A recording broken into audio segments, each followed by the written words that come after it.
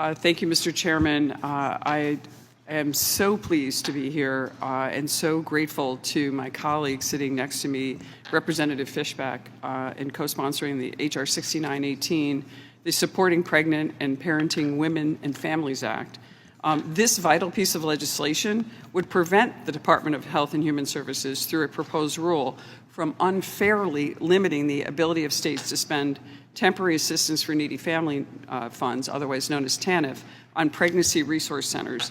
This Biden administration proposed rule circumvents congressional authority and far exceeds the statutory limits granted to HHS. In addition, it would jeopardize the thousands of pregnancy centers across the country that rely on TANF funding to support life-affirming services for millions of Americans. Not only do pregnancy centers provide critical resources for pregnant women seeking to bring life into this world, but they also offer pregnancy testing, ultrasounds, parental education, counseling, and connections to housing and transportation. I find it unconscionable that the HHS would attempt to restrict states from funding these centers while simultaneously supporting funding for programs connected to Planned Parenthood.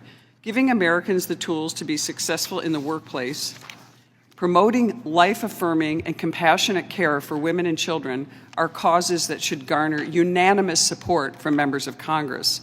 It is vital that these pregnancy resource centers continue to receive funding to ensure the well-being of all families across our nation.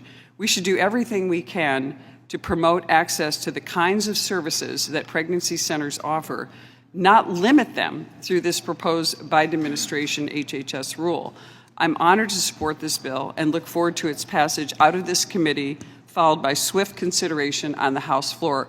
It's the right thing to do. It's the compassionate thing to do. And these centers are lifesavers, not just for children who are saved from abortion, but also for the women who receive care in a lifelong setting and support for these children. I yield back.